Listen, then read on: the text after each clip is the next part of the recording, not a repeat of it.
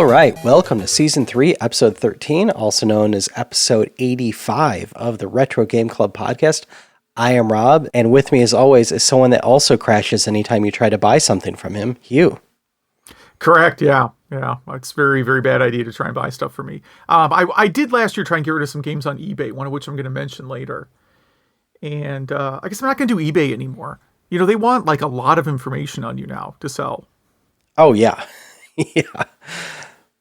You know, it used to just be like, here's your PayPal, you know, that's all you needed. And now it's like, I think I have to upload like my birth certificate. And yet, people still scalp PlayStation 5s and stuff on there, and you can't buy them anywhere. And they say there's nothing they could do about it. Yeah, I'm going to see if there's like a retro game store that I like that I can just send a box of games to. Next time I need to like clean up my collection, like just, hey, I got this box of games. Can you give me like $20 for them? It's going to cost me $25 to ship. You know what I mean? Like I just rather get them to a store that I would like to support rather than hang on to. I don't have much I have some games that are like hundreds and hundreds of dollars on eBay. I don't want to say what they are. They're games I never would have expected to be worth anything. Mm-hmm. And perhaps I will, because they're not games I ever want to play. It's like weird 3DO stuff, you know, I got for $1 at some point. Yeah. You know, and that stuff all goes for crazy amounts of money. It's really silly. And I guess I should just sell that. But hey, that's not what you want to talk about. You were trying to buy from Analog. Is that what I hear? Oh my God. Yeah. So, you know, you, Zach, and I were emailing that we got the Analog pre-order, not even pre-order. The orders will be open on Saturday, last Saturday, for the NT Mini, which is their NES FPGA system, and the Super NT, which is their Super Nintendo system. Mm-hmm. And I wanted both. I had buyer's regret last time. And so me and Zach's out west. I'm in the Midwest. And we both got on at the same time. And we kept getting a throttle error when you try to add stuff to the cart. I got mine added into the cart first. Zach's just a super guy. He didn't even want this stuff. He just knew I did and it was a backup. And I didn't even request it. And he saved me. Where I got my stuff in the cart first. And then it's like, okay, now you're in line for real. And 15 minutes later, I was still in line. Just to give them my money. He was able to check out and score these items for me. So I just ditched out of there. So even after all that, Analog... I'm not going to blame Analog as a company. It really seemed like, you know, they're working hard to keep scalpers away. You could only buy like one of each kind of thing. But, I mean, running a store that gets hit that hard that fast can't be easy, but there's got to be a better way. Yeah, I mean, I have various techniques to prevent scalping, but most of them are like violations of the Geneva Convention. You know, it's a lot of like we're gonna tie you down to this chair and interrogate you about being a scalper. Yeah. So I'm very excited about that, and I don't really know why, because here's why I'm getting these things. So, you know, I really love the Sega Genesis version of, you know, the Analog, whatever that thing's called. I really love that thing. Makes my life so simple.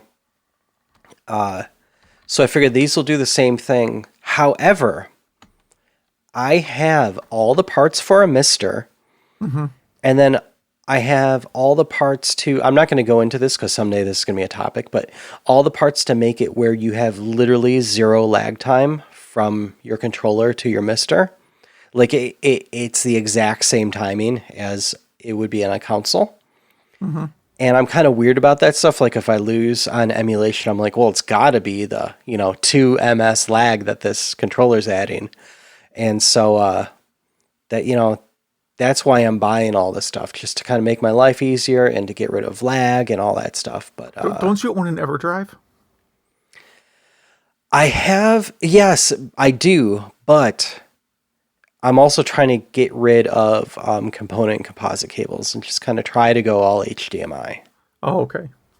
Yeah, because I have the, $40 component cables for Super Nintendo and Sega Genesis 32X. I only have the EverDrive for the Genesis, and I literally, like, I'm maybe the only person on Earth that did this. I bought the EverDrive to test a game I wrote, not to conduct software piracy. And I may buy a Super Nintendo EverDrive in approximately 2 years for the same reason. Nice. But yeah, I mean, to me, like, you're using original wired controllers, so you can't complain about lag. You can just complain that you're getting old and you aren't as good as you used to be. Yeah. And also, it's nice to just be able to plug in and play instead of having to sort with emulation and get all that stuff working. I'd rather start playing more games than fixing them. I mean, my EverDrive only has like 8 games on it, and one of them I wrote, and another one is a demo I did. So like, it's mostly for that, and then like things that I'm actually going to play. I basically put like unreleased stuff on there. Prototypes. I have some there's some 32X prototypes that leak to the internet. I have stuff like that on the EverDrive, but otherwise I'm just using real cartridges most of the time. Oh yeah, totally. Yeah, whenever I like it, I buy it. But there's a lot of stuff I just want to try. But yeah, what else have you been up to? We haven't talked in a while. Yeah, I think it's been over a week. So, I'm starting to see garage sale signs again. Last summer, there was exactly one in my neighborhood all year. Wow. My neighborhood is like an older neighborhood where there's always people selling junk every weekend. But only one all of last summer. Now, I didn't leave my house like a ton. But, we're kind of at a place now where, if you wear a mask, and everyone else at the same place is wearing a mask, you're not going to transmit anything. And 20% of the population has been vaccinated where I live. So let's, start getting some semblance of normal again. I'm debating if I'm going to start trying to look for garage sales this summer or not. And I'm wondering how many of them will be like, you must wear a mask even though it's 90 degrees in July and we're outdoors. Which you should do because people are going to get close to each other. Totally, yeah. And if I was going to have a bunch of weirdos coming to my yard to look through my junk, I would certainly put a sign up saying, mask up. Sorry, wear a mask. Yeah. So we'll see. But yeah, I'm starting to see signs of people emptying out their garages. I think they probably spent the last year organizing them and have a good idea of what they want to get rid of. I got to get rid of a bunch of stuff, man. My kids are getting old. Like you don't need like hundreds of Barbie dolls, do you? No. I even need less. Okay, yeah. Yeah, so like we have to do that myself. I got to start getting rid of stuff. It's a mess. But you're still going to go to garage sales still? Well, at this point, I don't need anything else, but every once in a while you find something really great. Like once in a while you'll find someone selling TurboGrafx games or some other thing that I actually actively want to collect. But I'm at the point, like if I walked in and someone just had like a box of NES games, I probably would just keep going. Yeah. I don't think I would try and haggle them into selling me the whole box for $10. Yeah. Because I probably have 90% of the games in there and the rest you don't want to play. The rest I don't want to play. Yeah, I think I'm hard pressed to think of an NES game that I want that I don't already have. Outside of something like, if I found DuckTales 2, okay, that would be a good one to have because that's really, really hard to get. Yeah. But most of the systems, I pretty much have the games I want, plus or minus one or two things that are just, bizarre. Yeah, and I'm even finding with my EverDrives, I just play those even though I own the game. The game's sitting right behind me. It's just a nice convenience thing. Yeah. But, so that's about it. I haven't been playing a ton, really. Been trying to get outside while it's nice. How weird is that? Yeah, before winter 2 comes around for a week in May. Yeah, you usually get a good solid week, but maybe not this year. I don't know. Yeah, well, we got a little bit of news this week. We have a lot we're holding back, and I actually, just before we started recording, I always find our news, half our news I find on my phone and in my Google Discover, and I just realized I had like 20 cool stories I forgot to put up, so we may have a pretty solid week next week, but Yeah. we're also going to try something a little bit different where a lot of the times I have a lot of stupid articles, and we're going to save all those for one hilarious, we don't want to talk about this episode, but we're just going to do it all at once just to make fun of it kind of thing. Okay. Yeah. Yeah. But In fact, I have some dumb articles. I'm looking at some stuff I have queued up for next week, and there's at least one I think I'm going to scrap. Nice. Well, let's see. So the first one was actually from last week, and it was one I kind of breezed over because I had my articles a little bit out of order. And this is a canceled arcade game, Clockwork Aquario, is being released soon. And this, was an arcade game by the same developers that did Wonder Boy and Monster World. And it never got released, and now it will be on PS4, and I guess Switch is already sold out. But Okay. I mean, for hard physical copies. copies. Yeah. Yeah. But it looks like a fantastic game. Really cool. It does. graphics. Yeah, the graphics look really nice. I'm assuming the original game is probably been improved a little bit. I don't really know. Never seen the original game, so how would I know? Yeah, to me, it kind of looks like a Game Boy Advance, but a little bit better kind of thing, I guess. I mean, that's just what I thought the aesthetic looked like. Yeah, the aesthetic. Yeah, I understand what you're saying. Yeah. But yeah, definitely look out for that Clockwork Aquario.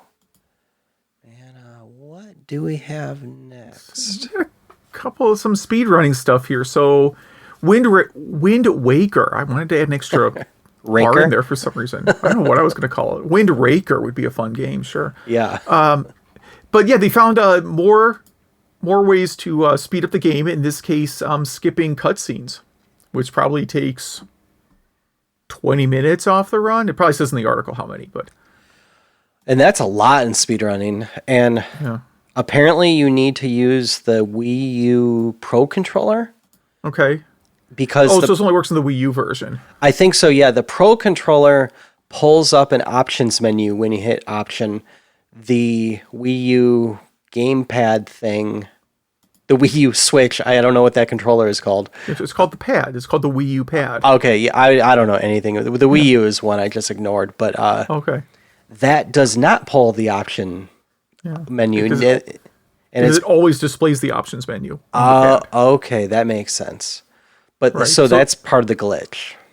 Yeah, so that was actually like a really cool improvement to Wind Waker they did on the Wii U, is that the map and options menu are just always open.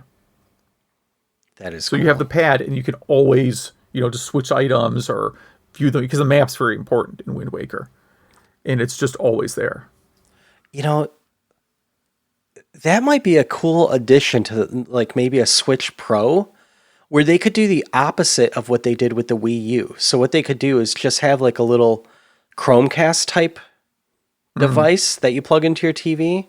You know where I'm going with this? I know where where you're going, yeah. So you could still do dual screen. Exactly. You just hold your Switch in your hand and you play on the screen. I mean, Chromecast works great. Like I said, Stadia, however you pronounce it, works great. I mean, just no one knows that because no one's used it.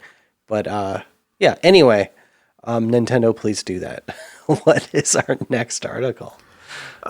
Someone arguing that 1991 is the best year in gaming because it's when 16-bit games came of age. I guess perhaps they mean debuted, because this is the year Super Nintendo debuted in America.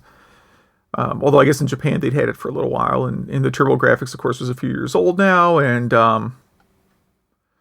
Sega, that's when Sonic launched, and a bunch of other, cool stuff. Yeah, I personally think 1995 is like the best year ever for video games. But I won't argue with other people's opinions. Yeah, so what do they got here? So they got Link to the Past, they have Sonic, Street Fighter II, World Warriors, Lemmings, that's kind of a big one, Final Fantasy IV. They kind of stop there. Yeah, well, that's where the article ends, yeah. Final Fantasy IV is, I don't know, I feel like that one hasn't aged well. I think 6 is still an amazing game. 4 is kind of hard to go back and play today. It's very, very grindy. I'm trying to see what. Yeah, it's like just that guy loves it. But I'm trying to see what launched on the TurboGrafx. So TurboGrafx in 91 is Superstar Soldiers. That's a big one. Parasol Stars. East 3, not great. East 3 had to be 91 because Yeah. East 1 and 2 was like 89. And yeah, so not a big year really for. Not in America. I bet if you looked at like the Japanese list, it's a gigantic year. Oh, yeah. The TurboGrafx CD may have outlasted the Super Nintendo in Japan technically. If not, it's close. Yeah, and now Lemmings got me thinking about what computer games got released that year too, but I'm not going to look that up. But yeah, I mean, you're probably right on 1995. That was probably a better year for all that stuff.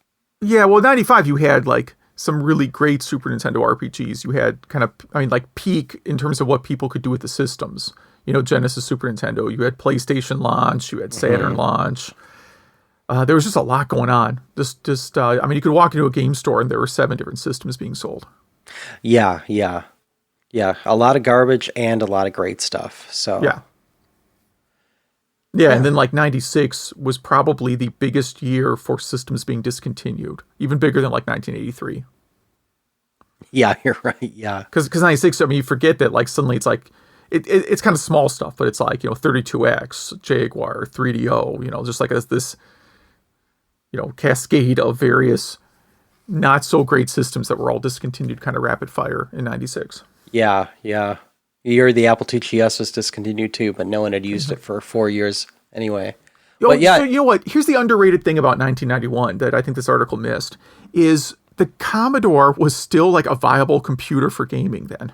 Mm-hmm. Yeah, so you mentioned like right? So you mentioned like what games came out. Like you could still get like really good games. Like I'm thinking of like D&D games right now. Mm-hmm. I bet you would find that a few like gold box D&D games came out on like Commodore that year. Yeah, that's probably right. And what about Sierra games? Was LucasArts really big then, or was that later in the 90s? No, Monkey Island could have been a 91 release. Oh, yeah. It could easily have been a 91 release. So that's just off the top of my head. But yeah, you definitely had like, it was like early DOS games, not so much early DOS games, but like, pre-Windows DOS games and in Commodore, and the Apple was still kind of hanging around then too. So yeah, probably a much better year for PC games than I think people remember. Yeah, it's almost like this guy missed the point of his own article. On the Game Boy. I mean, think of like some of the Game Boy stuff that had to be launched in 91 also. Oh yeah, true. Yeah. Oh my God. Yeah, there was so much going on. All right, and we got another list that I have issues with. This was close to save it for the stuff we shouldn't talk about, but I like the spirit of this article. This is on PC Gamer, and this is the graphics cards that help define PC gaming. But it's just 2 cards, right? It's a few cards. So they list, the one I definitely agree with, the 3DFX Voodoo card. And like the NVIDIA Rivia 128, sure. And then the Voodoo 2. Yeah. And so then I think it's like, and then a different NVIDIA revision. Why? Like, yeah. And my problem with this is, the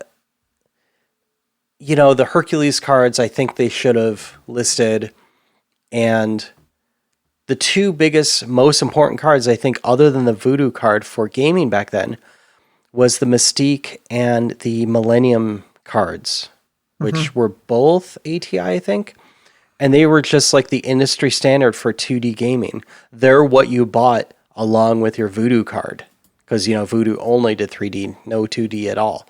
So I think they kind of missed the mark on that one. Like that to me, when I think of video gaming, PC cards, yeah, it's like the Mystique and the Voodoo. But I kind of have strong opinions about it. Let's see. In terms of Super Nintendo games getting coded for speed or recoded, Axelay, or is it pronounced Axlay? I don't know. I've never heard of this game before. Really? Yeah. Oh, this is like a really famous game. This game has totally passed me by. Oh, wow. Okay. It looks like R-Type. It looks cool. Well, it's R-Type, like different perspective. Yeah. Well, it has multiple modes. But yeah, I thought this was like a household name game. I thought everyone had seen Axley. No. Yeah, we'll have to play that. But yeah, they just basically sped it up, just like they did with Race Driving. Yep, he used the same SA1 hacks, and yeah, this guy's really on a roll, isn't he? It's like almost one every episode. He's coding more games than we're doing podcast episodes. Yeah. So yeah, definitely download that patch, check it out. Let's see. Got a review of the Evercade Retro handheld console. So this is, kind of little Game Boy Advance form factor. Maybe not Game Boy Advance. This is closer I can think of. GameCube, PSP. Maybe. It's about the size of PSP, they said. Okay. And it uses cartridges, and the cartridges all have like some number of games on them. It doesn't use an SD card, or at least there isn't a SD slot that I see immediately. I've not really been interested in buying one of these, mostly because I don't think the game selection's that great, and Evercade stuff is not always the best quality. Yeah, and also one of the negatives of this review is that there's no networking. It's like, why can't we just buy, put a little mini store on here or something? Why do we have to buy the cartridges? Which is probably a fair point. Also, that would add multiplayer. But yeah, it doesn't look very expensive, right? No, it's like $100. That's the problem. It's like $100 comes with like a small number of games, and then you can buy a cartridge with. It's a typical thing where like there's a cartridge that has 3 games you want and 6 games you will never touch. Oh yeah, then just buy a Vita or a PSP instead and get some bundles. Yeah, or this thing called the Switch. Oh, true. It's this new portable system that's out. Yeah, true. And I hear it has like everything on it now. It's so funny that we're on a retro podcast, but we're able to talk about the Switch because it has everything on it. It's great. Yeah. Oh, this is an interesting one. On Hackaday, Super Mario Sunburn mod shines up a GameCube favorite. So this is a very crazy mod of Mario Sunshine that adds new levels, new challenges, a lot of new textures and stuff like that. You can play it 16:9. Really cool. And when did it get the takedown letter? Well, it's just a patch. Oh, okay. Well, I'm sure that will stop Nintendo from issuing a takedown, I guess. Yeah, so get it while it's hot. Yeah. But this looks really impressive. We have actually one more hack like this later in the show that's even better than this. But the original Ninja Gaiden Black and 2 code has been lost. Have you ever played these games? No, these are the newer ones, right? Yeah, they're like 20 years old, but they're on Xbox, I think. Yeah, I've never played them either. I've never liked Ninja Gaiden, and I could not bring myself to try the newer games. I did, at this time, the Xbox era wasn't playing much other than like Vice City on PS2. So, which they actually had on Xbox also. They did? Oh, I guess they did. Yeah. Yeah. So this one kind of got by me, but I don't know, it looks kind of nice. I don't know how well it played. But yeah, the original Xbox code is gone. And so what did they use instead to make this upgrade? Was it, let's see, where is that? Oh, whatever. It was a port they're using for the code that he didn't feel too bad about using. All right. Yeah, a lot of companies do not save source code well. Yeah. Kirby 64, what is this? A hidden cheat code. It's taken over 20 years for people to find this cheat code in Kirby 64. And what is it? You hold L and press C up, R, C right. Okay, well, it's a lot of stuff.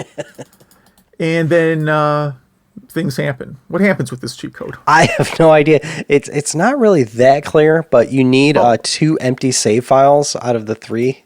Yeah, so it it sets your third save file to 100% completion. Oh, okay. That was just worded funny to me for some reason. That is, yeah, cool. I mean, what does that do for you? I've never beaten Kirby 64. Does it give you a different kind of playthrough or something? Yeah, maybe there's a different ending. It's probably there for the testers. Yeah. It's surprising it took this long. You think this would be a Game Genie type thing. Yeah, there's probably other ways to get a 100% save game on there that take less effort. Well, Yeah. not really less, but I'm saying people have probably figured it out, through ROM hacking or save game hacking, how to do this already. Yeah. Kind of a surprise metric on PCGamer.com. Sega is Metacritic's top-ranked publisher of 2020. And, Okay. Yeah, Nintendo is number 9. Yeah. That's kind of surprising. Well, I don't know. So if Sega only publishes a couple games a year and they're all kind of, 5-star games, and Nintendo publishes like 20 games a year and 5 of them are kind of average. Shovelware, yeah. Yeah, it could work against them. And it's Metacritic, so who knows? Yeah, true. Yeah. But, yeah, kind of an interesting stat. All right. That mod I wanted to talk about on Nintendo64Today.com. Return to Yoshi's Island 64 could be the best Super Mario 64 mod yet. And I have not played this, but I would, based on these pictures, I would have to agree. It adds 165 stars. It's just a whole new game. I can't explain how great this thing looks. I mean, it looks like a mix of Yoshi's Island and Mario 64. It has, big plush Yoshis, just sitting there that are 4 times bigger than Mario. It has 3D versions of what looks like Super Mario Brothers. I would definitely play this game. So instead of stealing the princess, he kidnaps all the Yoshis. That's the plot of this one. So Bowser's still the bad guy. But yeah, if you wanted a new Yoshi or Mario game, this looks legit. So I'm trying to subscribe to this site, through RSS. Mm-hmm. It's kind of weird. Like, they don't publish, they're a WordPress site, but they actually don't publish an RSS link, which wouldn't, that's a default behavior in WordPress. Apparently, they don't want people using old school RS. Yeah, that's strange. But yeah, this would be a good one to subscribe. I'm sure this has a lot of cool articles that we're missing just because we're never here. I'll have to star this one. Yes, to me, RSS is peak internet. I don't think we need anything developed for the internet after RSS is just useless to me. That includes social media and whatever else is popular. SSL. Oh, hey, SSL. Yeah. Oh, SSL come on, that was around since I know. well before then. Tiny Bobble arcade machine. Did we talk about this before, you asked? I don't remember talking about this, so it means we almost certainly did. Well, it's $180. This thing, it looks like it's about 2 feet tall, maybe a little taller. Yeah, maybe less. I can't tell here. It's about that's a lot for a little cabinet. Yeah. It's a nice little cabinet. Those Taito cabs are really beautiful. And here on the website they have a picture of an adult person holding the cabinet. You're right, it is definitely closer to 2 feet. It looks pretty big next to an actual human being. But, it's a 2-person cab, and I don't know how 2 adult humans are gonna play this thing at once. But yeah, it's a nice little collector's item, I think. A lot of people love Bobble. It does have some of the best cabinet artwork, I think. Yeah. I think we've probably talked about a different cabinet by the same publisher. Okay. Because they make other arcade cabinets, other things called under their quarter arcade line. And I'm pretty sure that we have talked about other quarter arcade items before. Oh, yeah. Quarter Arcade is the company. Yeah. And chances are that in a few weeks, there'll be a different, about 2 foot tall arcade cabinet. And we'll say, did we talk about this one? Yeah. Speaking of SSL, though, this site does not use SSL. A quarter arcade? Yeah. I'm getting a warning right now. Let's see. Oh, yeah, you're right. Numbskull.com is where it takes you. Oh, yeah. Don't use that web store. Don't give them your credit card number unless they redirect you somewhere. Apparently, we're not going to be getting Kid Icarus sequels. Yeah, that's the story. The guy who wrote it is all over Twitter, just saying kind of don't hold your breath, which I'm kind of fine with. I think I'm one of the few people that loves the first game. I don't know why. I just really like that game. But other than that, no, that 3DS game was not good. Yeah, the first game is very good for its time. I like it. I do. It's really, there's a lot of cheap deaths. Yes. It's very, very frustrating. Like you accidentally press down at the wrong time and you just fall through the floor and die. Yeah, I'm a really passive gamer. I'm not a break your controller in half kind of guy, but man, that one pushed me to the limit. I have beaten it a few times though. All right, we got just a couple more here. So, Final Fantasy creator Hironobu Sakaguchi is contemplating retiring. Yeah, I don't know how old he is, but 58. 58. Oh, okay. Well, I actually would have gone a little bit higher. All right. Yeah, those Nintendo guys, man, they started young in the workforce. Yeah, I guess so. So whatever he's working on now says will likely be his last thing, other than maybe advising. Which, wonder what he's working on now. He's working on this like claymation RPG. Yeah, it's coming on Switch soon. Cool. Yeah, I think it looks pretty cool. It looks like a ton of work. That's probably why he's thinking about retiring. Yeah. Okay, this article, I forget if I added today. No, this article I tried out today. Oh, you did? Okay. I tried this one out. Alistair's Magic Box.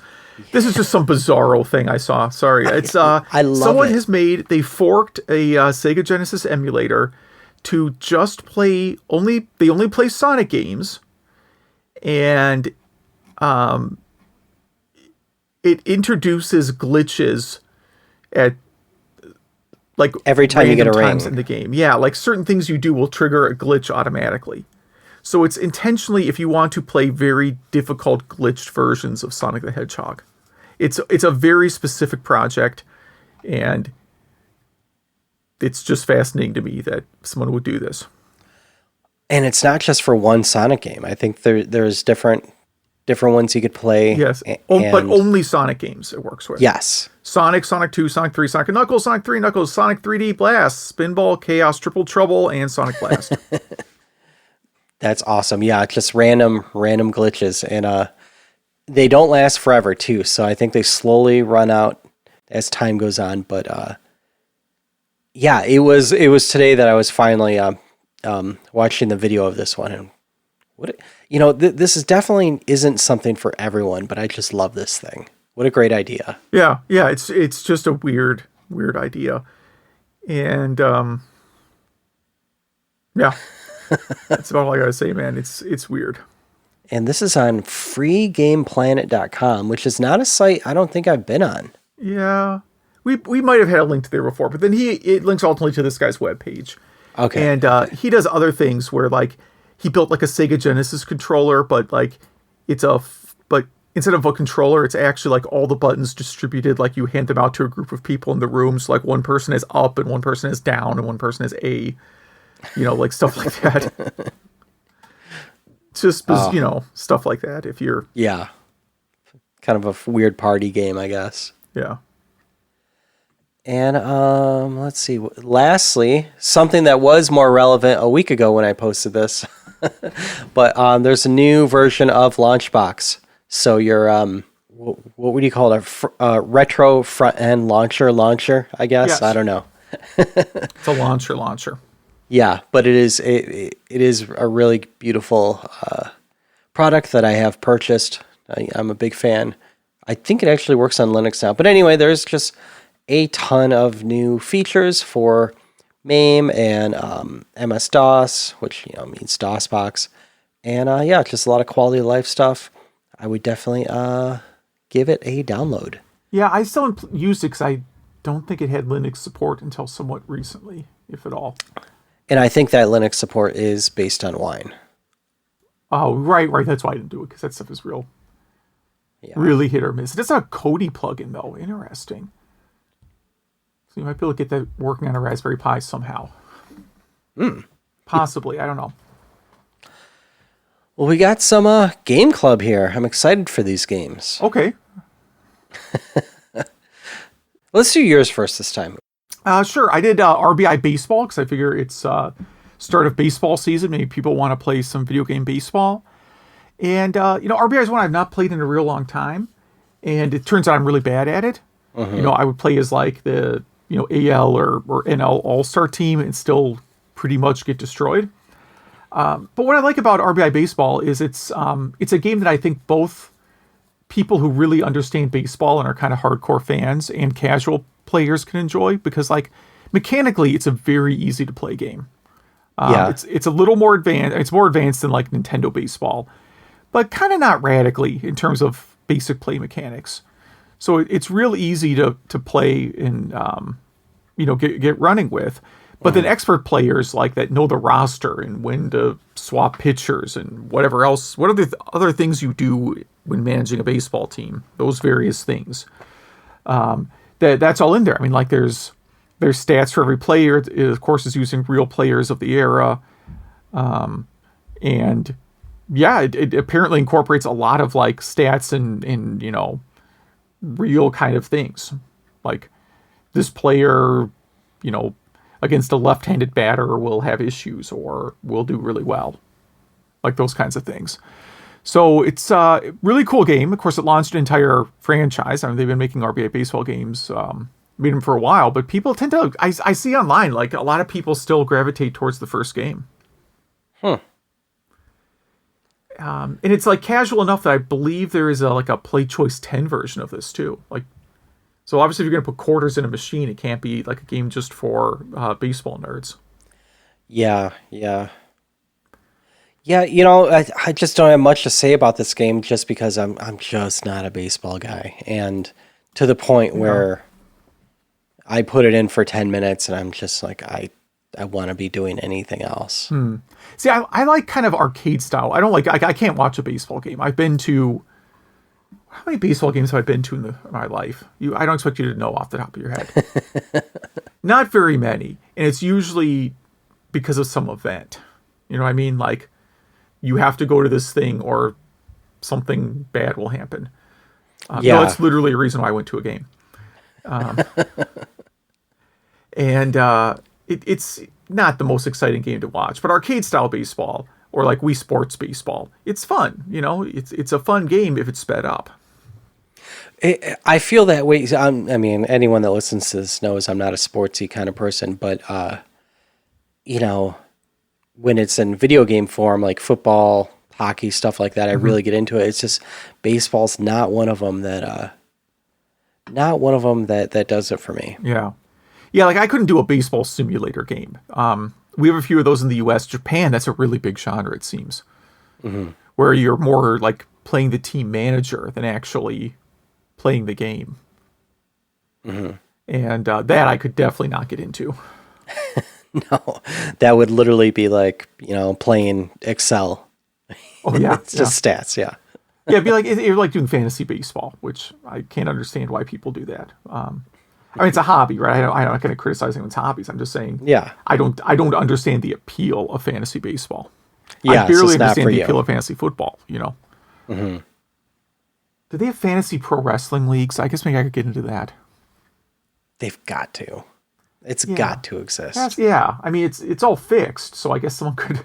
Like, it always amazes me when you find out like the Las Vegas will take bets on pro wrestling.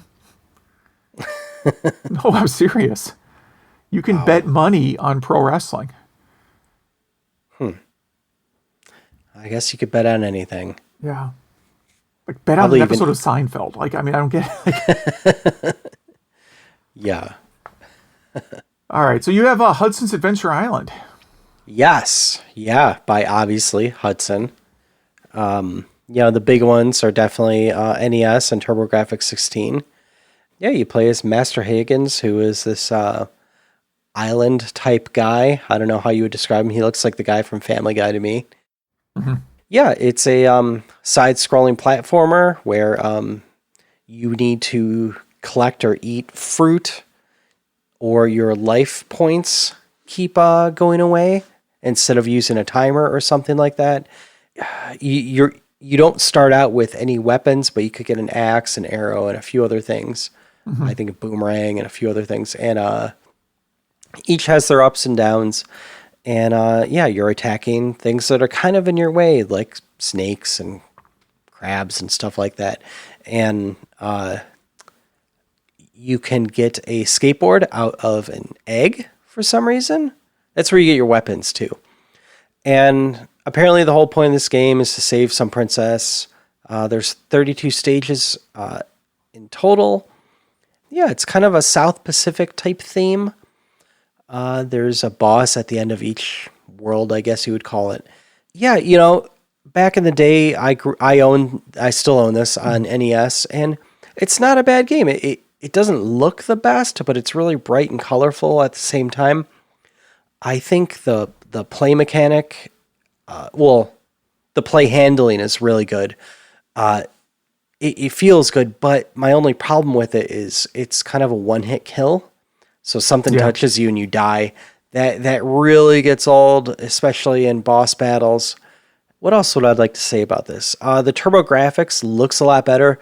They play pretty much the same. Definitely the boss battles are different than the TurboGrafx support, just because it has more, 8 more bits in the graphics. I would don't walk away from the GameCube or PS2 versions because they're 3D. Yeah, they're the same game, but in 3D, and it just looks stupid, I think. I just really think it looks bad. And yeah, this was going to be a sequel to Wonder Boy, but I guess they lost the rights or something and just came up with that. They just totally forked it, I guess you would call it. Yeah, it's some kind of weird licensing thing that occurred. It's a very bizarre story. I'll probably get it wrong, but it is sort of adjacent to the Wonder Boy series. Really strange, yeah. Yeah. Yeah, it involves like character licensing between companies is I think what it comes down to. Yeah, people in suits making decisions and passing money back and forth. But yeah. Now this also has a very famous game composer. This is I'm going to mispronounce her name. Jun Chikuma is the composer. She did a lot of stuff for Hudson, has worked for other developers too. Kind of a strange one. Like she's a Japanese composer, but is trained in like classical Arabic music. Okay, yeah, that is a strange combo. It's an interesting combo, yeah. I mean, I guess, music you teach whatever anyway. Yeah. But that's kind of why your soundtracks have a very different feel than other games from the same era, I think. Yeah. Yeah, it is a good soundtrack. It definitely is. And, I do think most of the sequels to this are pretty good as well, if not better. At least, in my opinion. Mm-hmm. Yeah, so I was happy with this one. I had a lot of fun going. I haven't played this game in 20 years. Mm-hmm. I never owned it for TurboGrafx. It was fun to try to play that. And, I had a good time with it. Yeah, I'm just really terrible. I mean, you mentioned the one-hit kill, and it is really, really bad. I mean, like, JJ and Jeff kind of copied a lot of things from this game because it also has the mechanic where you have to keep eating fruit so you don't die. Mm-hmm. But they have a life meter, so the fruit like powers up your life meter, and when you get hit, you lose. That goes down a little bit, but it's never like a one-hit kill. And this, like, there'll be like rocks you trip on, and sometimes you trip on a rock, and it's just like directly from the rock into an enemy. Yeah.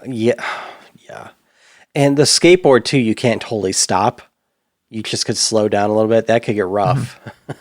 It can be, yeah. Yeah, I feel like a lot of the aesthetic was maybe inspired by, what was it, Jungle Hunt?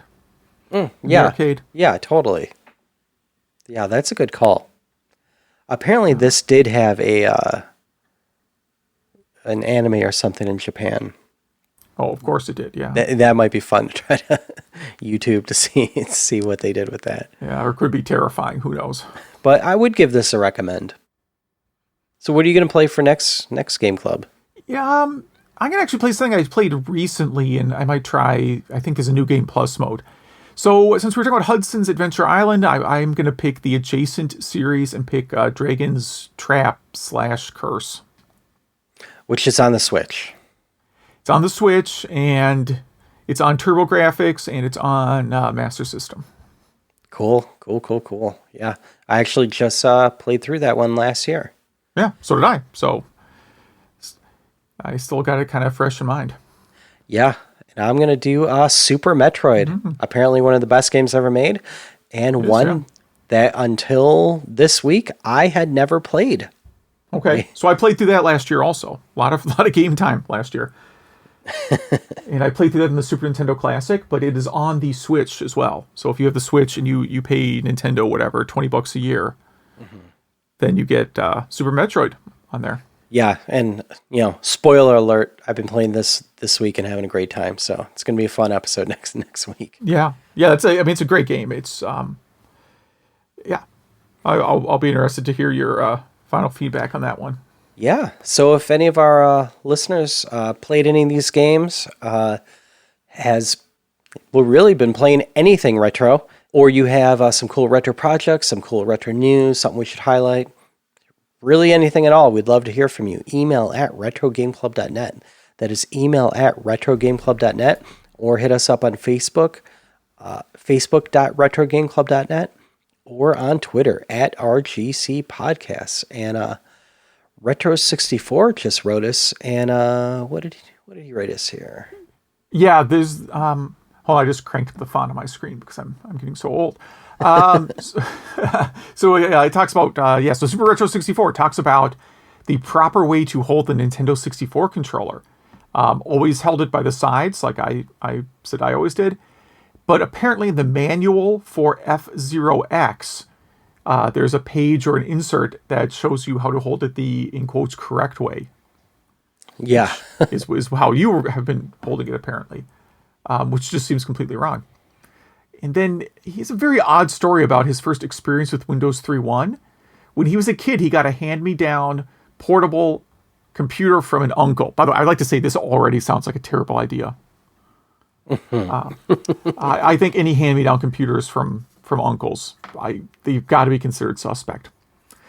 Anyhow, he said it would be he called it a laptop, but if you actually kept it on your lap, it would cut off circulation.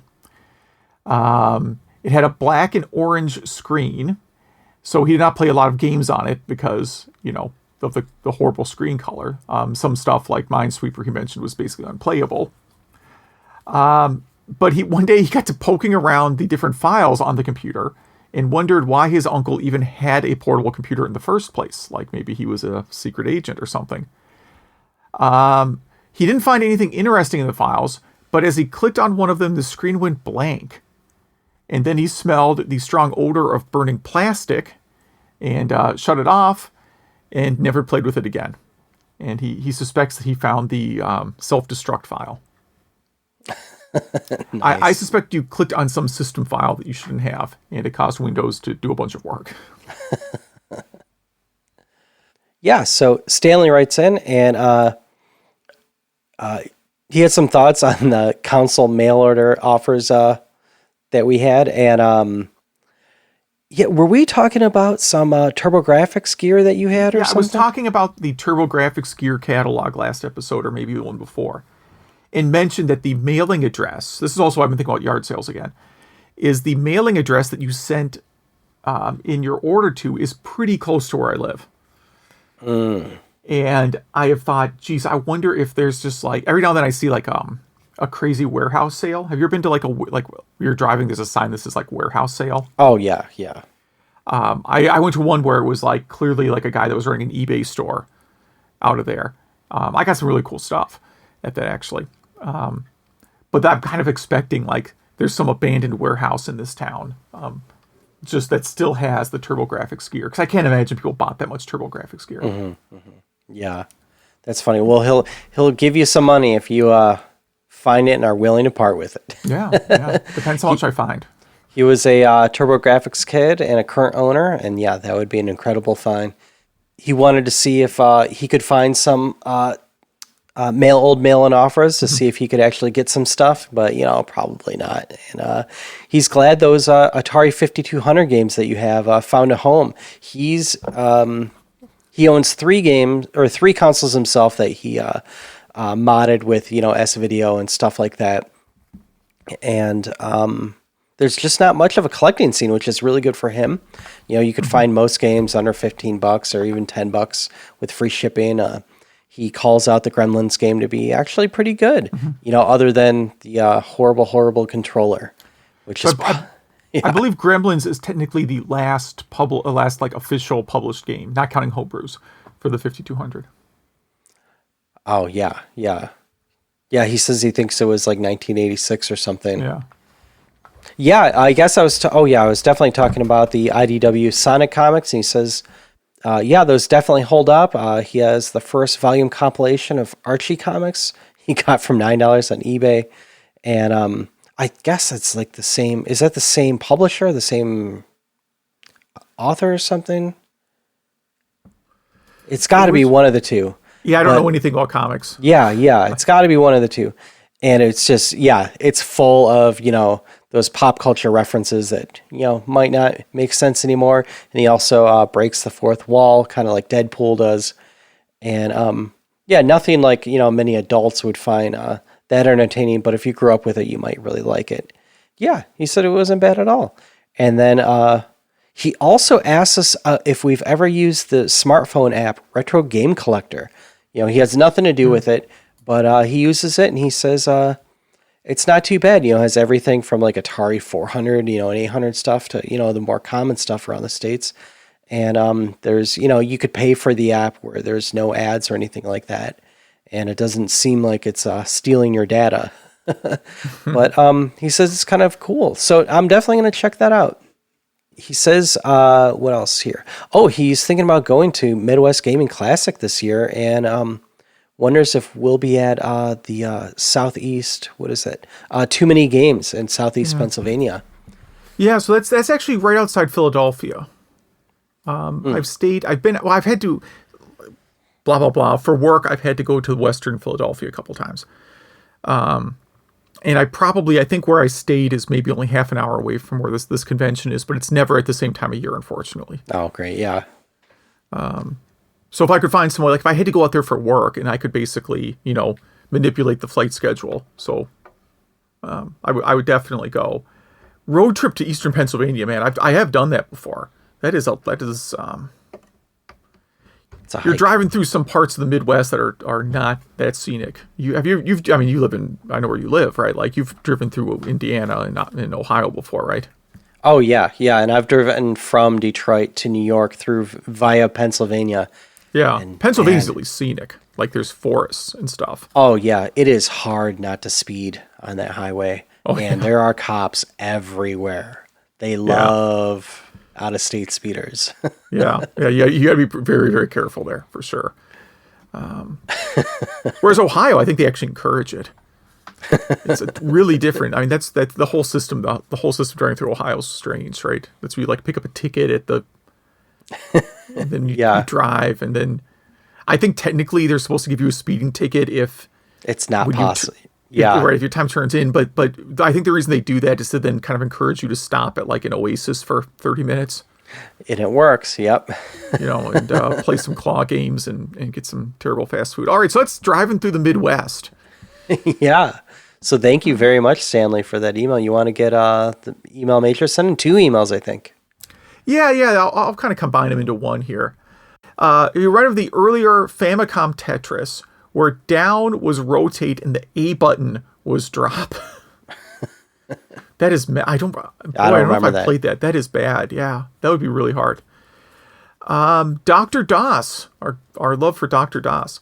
He bought that from Software Etc. when it was on version 5, and had a lot of quality of life improvements for the time, like more available memory, which of course was a big deal.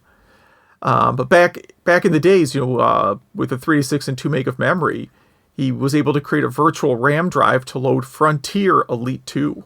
Nice. Which, that's hardcore. That was a cutting edge game for the time. We talked about common games that we find all the time.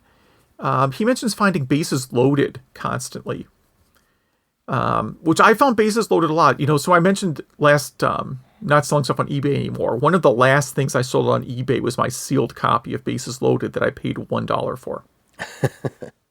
Yeah, I think sealed with the hang tag, HSeam, all that stuff. And I think I got like $20 for it. That's how many sealed Bases Loaded there are. I think Bases Loaded 4 is an expensive one, if I remember right. Okay. Well, that's got to be a late. That's a pretty late in the NES life cycle game. So for sure, that one's gonna.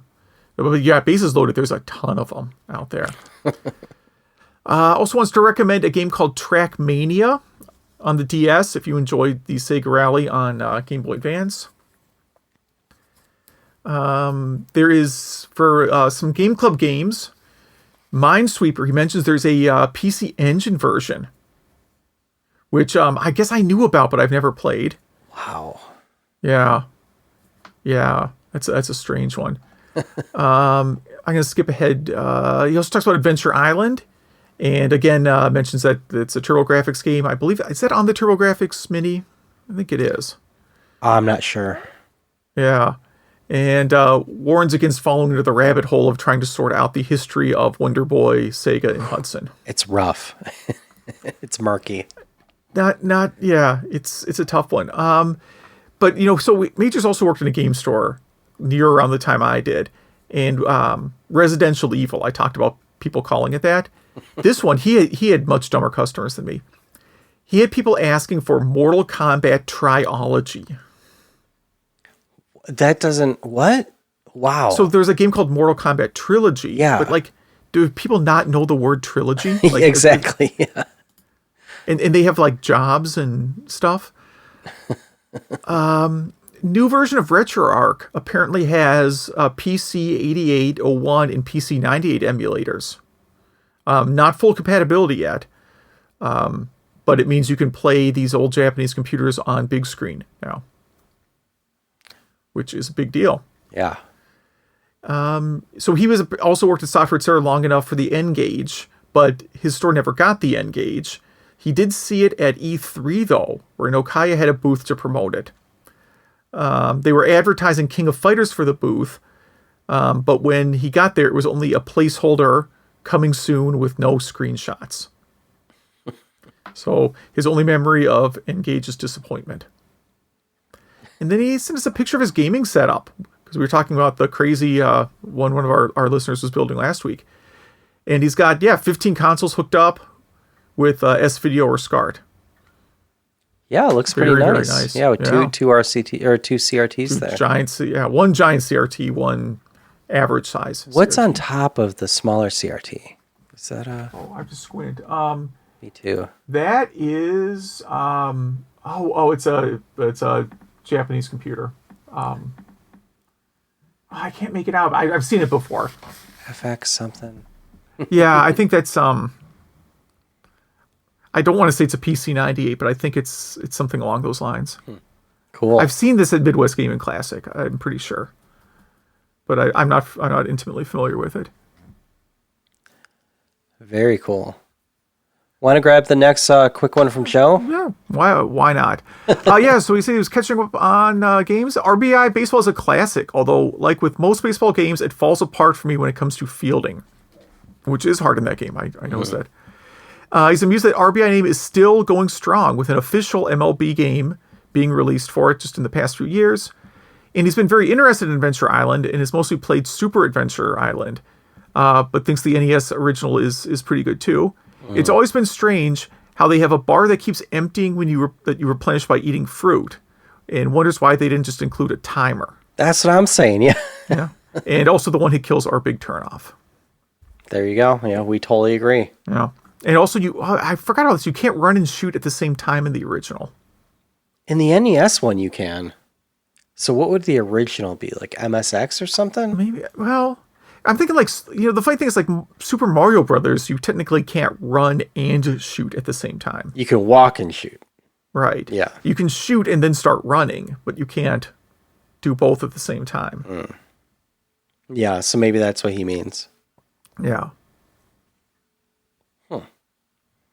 A lot of feedback on RBI baseball. Right? Didn't realize we had. I know it's a combination of listeners and I think people who look for keywords on the internet in reply. So someone mentions that they played hardball on the C64 and that you could put a non-pitcher in as pitcher. Just mix it up a bit. Yeah, you can do that in Madden. Like the thing that's crazy, I think is really nuts, is if you look at like the guys that win Madden football championships now, they do like Madden tournaments every year. Yeah. They do it in franchise mode where basically you just get a team and a salary cap, right? And you can build the team any way you want. You can literally pick any player you want as long as you stay within the salary, like how much that player got paid for the previous season. I'm assuming you understand the concept of salary cap and all that. So the guys that win this thing, they don't have a quarterback. Because quarterback's like the highest paid position. Yeah. So they literally have a punter that takes every snap and hands it off. Wow. And they instead load up on defense and running. Interesting. I would have never guessed that. I thought it would have been an all throwing game. No, it's all, well, basically you can't throw against them because they have, the 11 best defensive players on their team. Because the 11 best defensive players cost as much as Aaron Rodgers. Yeah. But then I think a well-known website, at least among retro gamers, the Tecmo Bowl versus RBI baseball site. They've been going at this a long time. It's a fan site for Tecmo Bowl and RBI baseball. And they sent a long reply basically just praising RBI baseball when we talked about it. And they hold an annual championship for RBI baseball. It's a big deal. And they talk about some things I mentioned about how it's a game that's both like accessible and advanced. Oh yeah. And they clearly take these games very seriously, and they talk about the player attributes. So yeah, good. So check that site out. Just search for like Tecmo Bowl versus RBI baseball, and you will find their site. Yeah. It'll be hard to miss at that point. Someone used Game Maker to turn adventure into a platformer. Interesting. Someone were asking about Easter eggs. Oh, probably because it was Easter. Unlocking all 3 original Star Wars arcade games in Rogue Squadron 3. Yeah, that's a good one. I've done that. That's the whole reason to buy that game, really. French Pet says a picture of his Switch boxes. So he has one TV with 8 consoles and a nice daisy chain of... Oh, no, it's not his. It's a retweet of a retweet. It's hard to say. Oh, it's not his. Oh, it's not his. Okay. I just skimmed right past that. Yeah, no. Is Legend of Zelda an RPG? Remember that was a story last week that we just kind of skipped over because we're like, yeah. Yeah, well, fine. Whatever you want to call it. One, Zelda 2, definitely an RPG. Other votes for calling it an action RPG. Sure, yeah, absolutely. So, yeah, I don't know. I don't get too caught up on labels because most games don't clearly fit one label very well. I mean, RBI Baseball clearly is a baseball game, but like when you get to subgenres, like I said, there's simulation baseball games, there's arcade baseball. I wouldn't know which one to put RBI Baseball in if you had to really categorize it more. Someone really wants to play Residential Evil if that was ever a real game. It would work like Phoenix Wright, but you have to sell haunted houses. That's a good idea for a game. Yeah, I like it. 30th anniversary of Hitchhiker's Guide to the Galaxy. Someone's got the original complete in box with all the feelies for his Commodore 64. Wow. Nice. Someone else just says they never got the hang of text adventure games. But could never figure out which commands to use even on some of the easier ones. I guess that was kind of a schoolyard thing where you would have to talk it out or maybe have someone sit next to you too. Yeah, I think if you played them before, I mean, text adventures were not the first genre of game I played, but it was definitely early. Mm-hmm.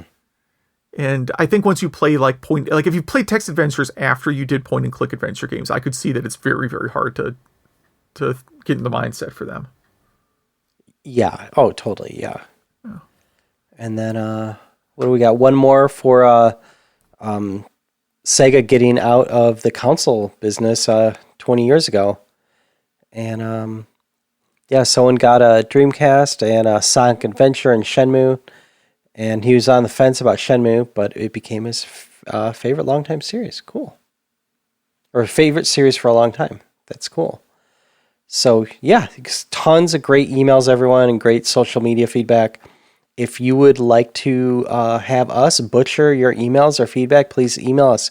Email at retrogameclub.net, or most of it's on Facebook, facebook.retrogameclub.net, or Twitter at RGC Podcast. And our new Game Club games again are, what did we pick in? Super Metroid and either Dragon Trap or Curse.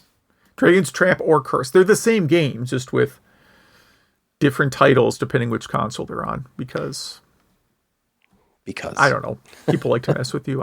There's probably a good reason why they have different names, or maybe not. Yeah, maybe we'll find out next week. Yeah, maybe. I'm probably not going to look into that. Well, all right, I think that wraps her up. Yeah. So thanks for listening. Yeah, thank you.